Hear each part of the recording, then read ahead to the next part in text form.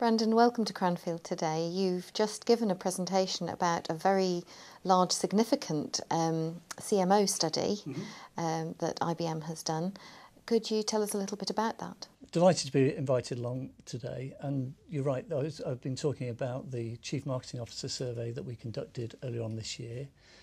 At IBM we've been conducting surveys of this type for the last 5 or 6 years now, interviewing members of the executive team, CEOs, CIOs, CFOs, etc. And this year we concentrated on the Chief Marketing Officer.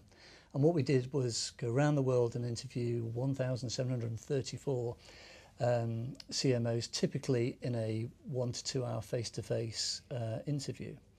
And why did we do this? It's because we had a hypothesis that the role of the Chief Marketing Officer has been getting much broader and also much deeper in terms of accountability to their business. We also, as a technology provider, of course, we also wanted to understand what was on their minds in terms of investment and use of technology over the next 3 to 5 years.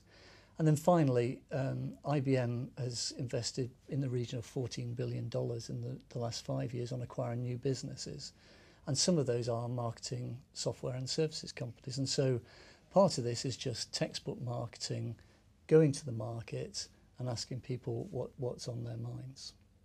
So out of, what would that be? I mean, some 2,000 hours worth of data you've got there, isn't it? So out of that, what were some of the highlights of the findings? I think, always in these things you get some predictable things and some surprises. I think the predictable thing was when you say, do you expect a high level of complexity over the next 3 to 5 years? I think it's 79% of CMOs globally answer yes. And in our ever-changing world, that's no surprise. What's more interesting, perhaps, is the degree of consensus around the areas that they are concerned about. So when you dig into what do you feel concerned about for the next 3 to 5 years, 78% of CMOs globally say that they're concerned about what they call the data explosion. What do I do with all this data? Similar percentages for what do I do about social media? What do I do about CRM?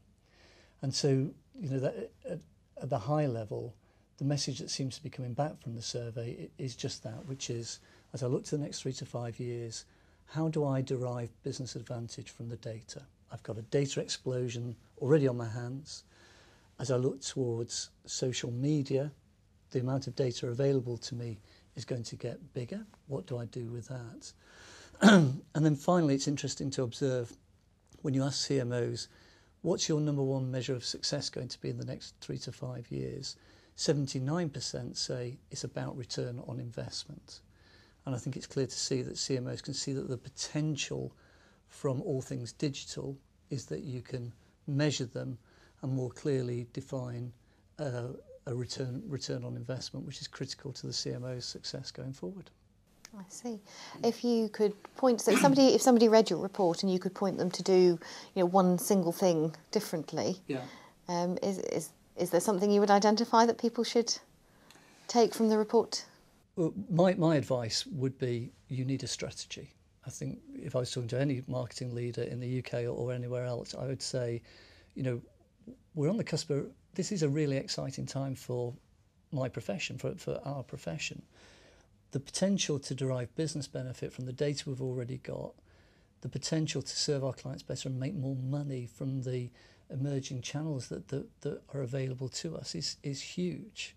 But I think as marketing leaders, we need to have a clear strategy of these multiple options that are there before us, make some choices.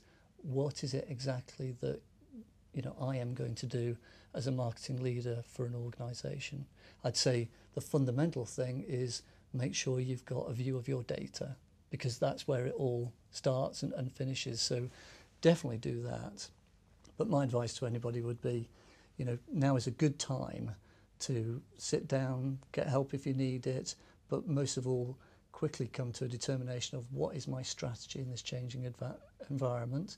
And then very importantly for a CMO's personal success, how am I going to demonstrate the value of that to my company in return on investment terms, because that's what will keep me employed.